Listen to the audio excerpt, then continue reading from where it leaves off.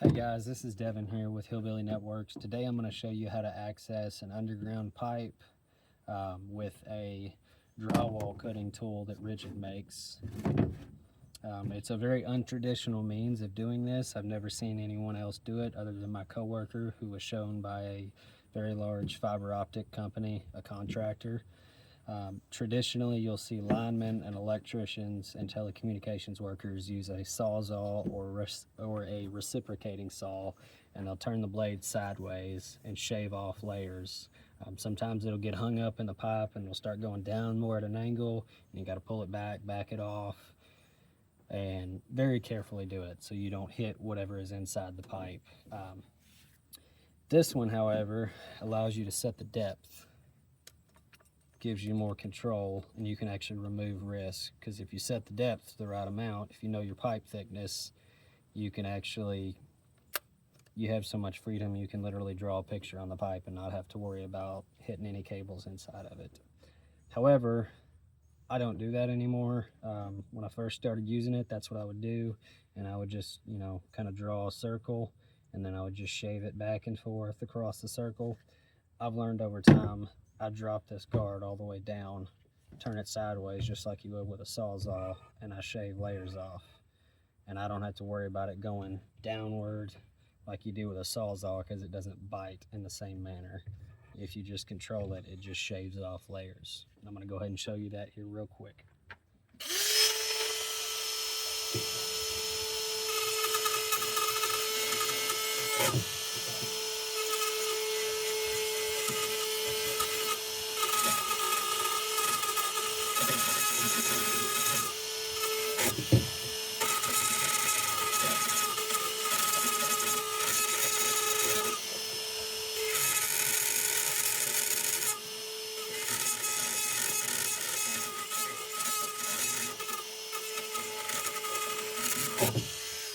I'm going to go ahead and stop for a second just to show you how little it's taken off. And you can see it's skipped around a little bit, but it's taken off such a small amount that it's very difficult to actually damage it.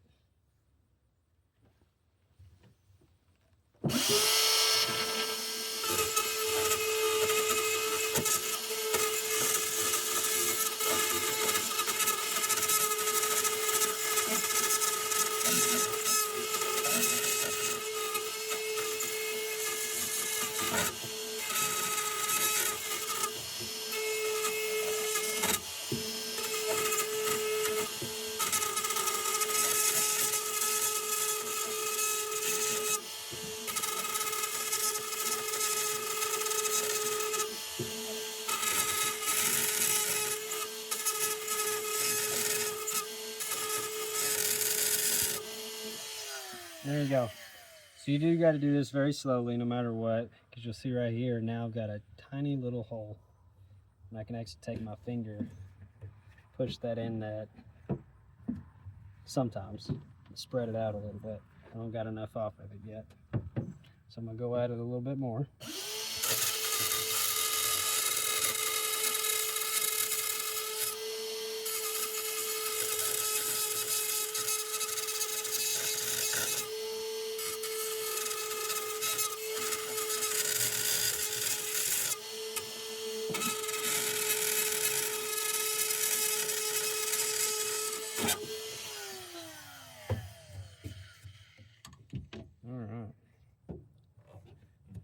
Sometimes if you take your knife, which I wouldn't recommend, but you can actually kind of squirt around this and cut it out.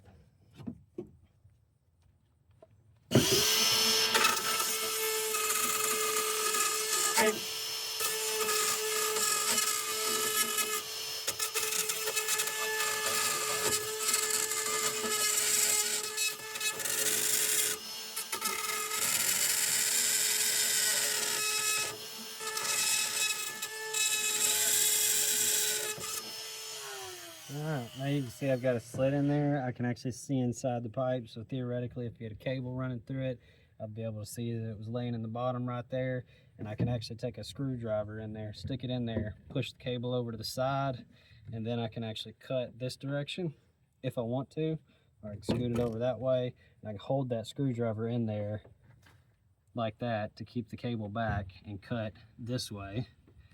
That would allow me to cut the pipe clean in two if that's what I desired. Or let's say we're setting a handhole on top of it and we just need to get into it.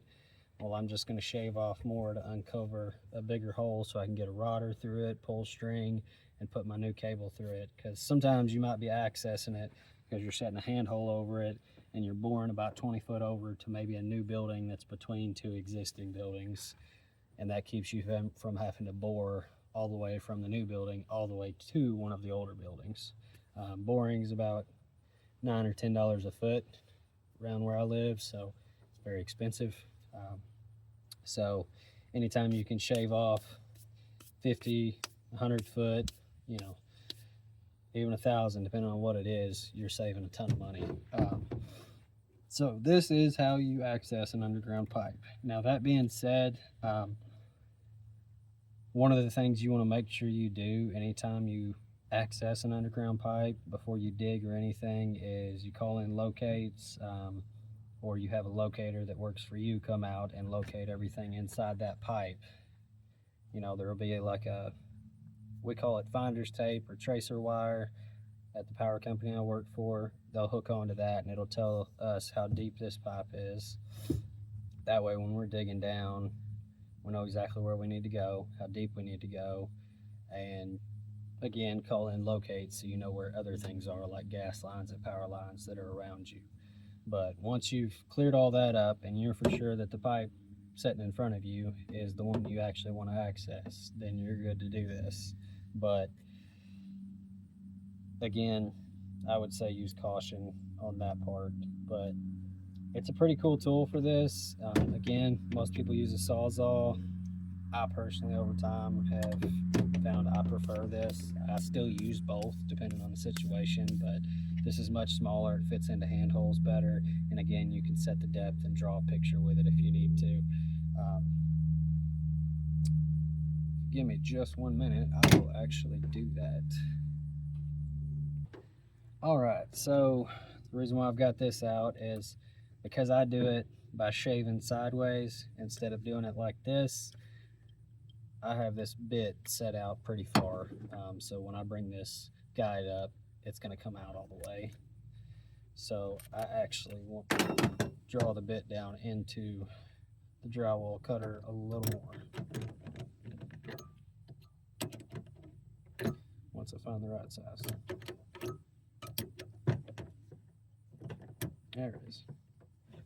Alright, so there's a button on here, I push, it locks that. Now I can break that free. I'm going to slide that down in it more and then tighten it back up.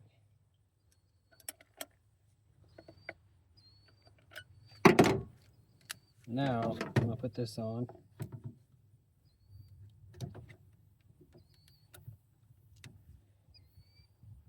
Still not enough. Hang on.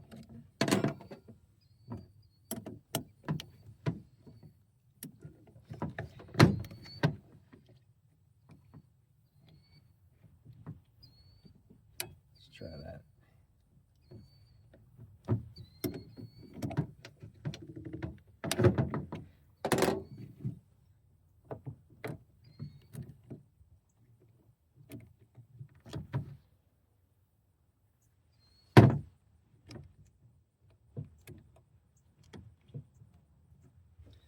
Alright, I don't know if you can tell on there, but there is barely anything hanging out of that. I mean, barely anything.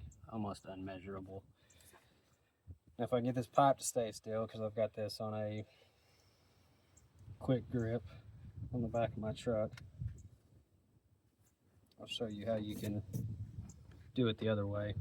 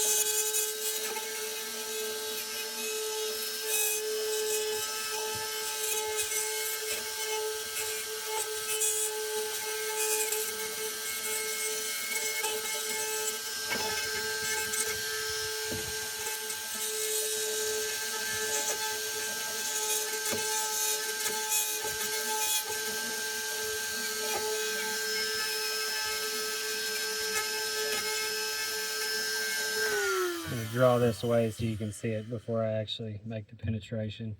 You can see right here it's taken off a layer just by doing that, but not penetrated the pipe fully.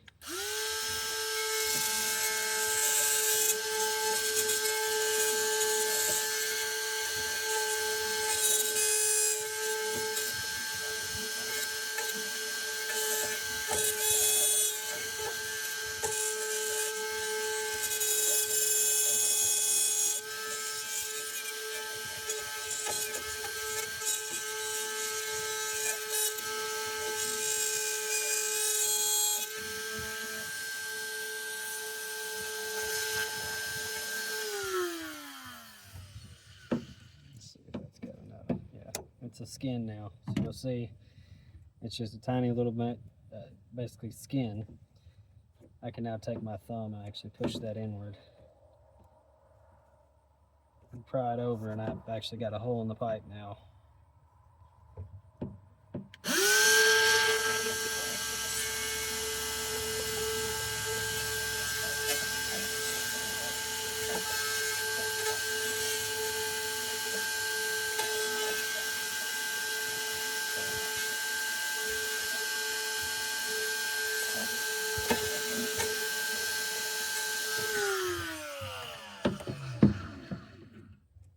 There you go. Made a hole with it that way. Again, I prefer the sideways manner personally, but you know, it does take more control. This way, there's no risk, almost no risk. This way, it does skate around a little bit, as you could see, but even when it does, you're not doing enough to actually get into there until you get down to that lower layer. Anyways, if y'all got any questions, feel free to leave them in the comments. I'll post this tool in there. I think Amazon has it for like $110, $109, and then they've got a renewed version for about 60 bucks, I'd say. Obviously, that's not including the battery. That's what always ends up costing so much with any power tools nowadays. But I'll put it in there.